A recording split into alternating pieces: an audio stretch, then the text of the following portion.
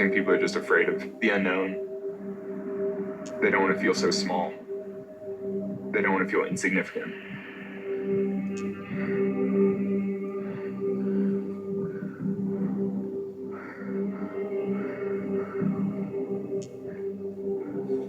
You know, it's reassuring to think that there's something more.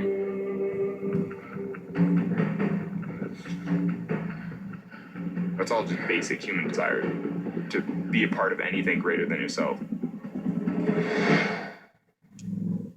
To give yourself some reason for living.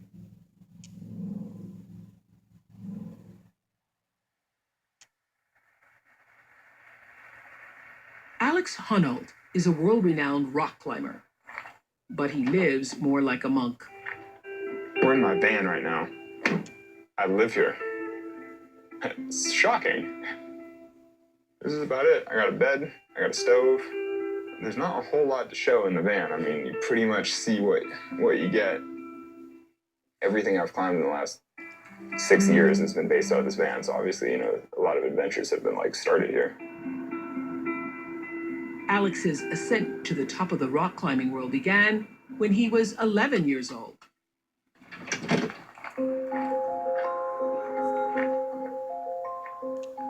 My dad always took me to the gym climbing as a kid. I mean, you know, he was super supportive of my climbing. He was, you know, a supportive dad. You know, he was a super good dude.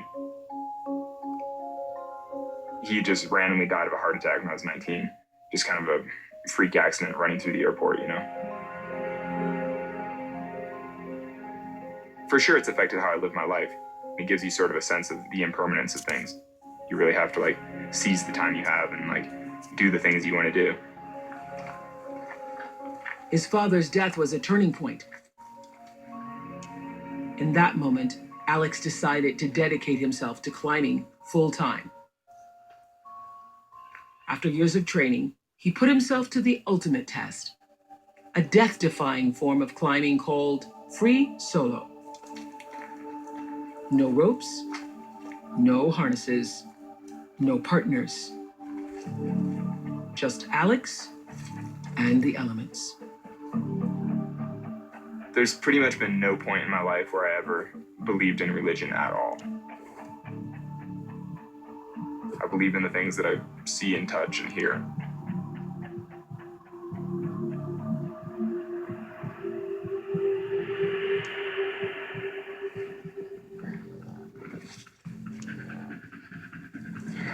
Alex may not have faith in any religion, but he is committed to his beliefs with every move and every breath.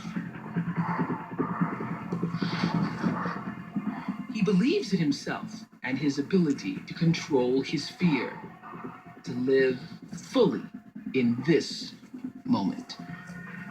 I think the impulse that drives some people to religion is the same impulse that I have to push my limits. If I mess up and fall off this, it's all on me. It would just be 4 seconds of just the worst panic of my life, and then, you know, I'd splash on the ground. I mean, it would be a terrible way to die.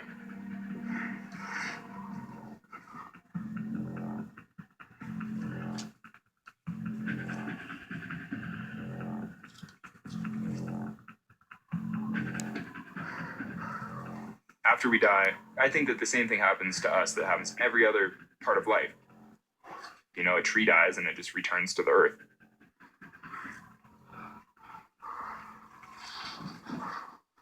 Death is a terrifying thing, but really does kind of give you a deeper appreciation for life.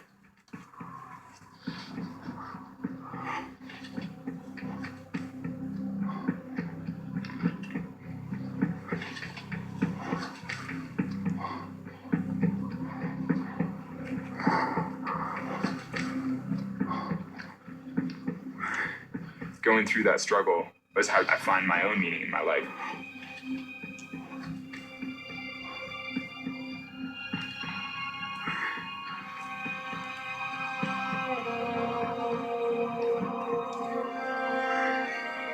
I happen to find it worth it to take these risks. Some people don't. I think it's crazy to lead your life in preparation for the next life. I think it's all about having a good life while you're here. The edge of death is where Alex Honnold feels most alive.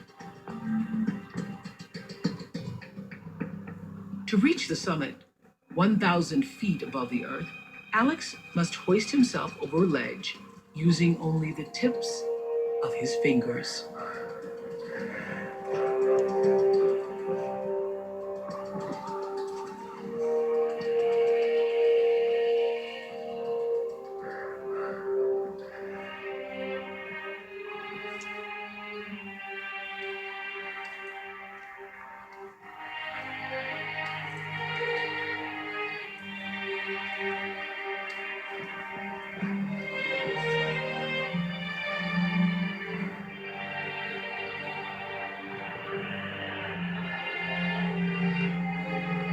You know, every once in a while I look at my life and what I'm doing now and all that, and I kind of wish that my dad could see, you know, like where it's all gone.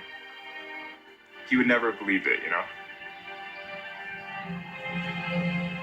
Death makes life matter. It sets us on a quest to find meaning. The stakes are the highest. Our days are numbered.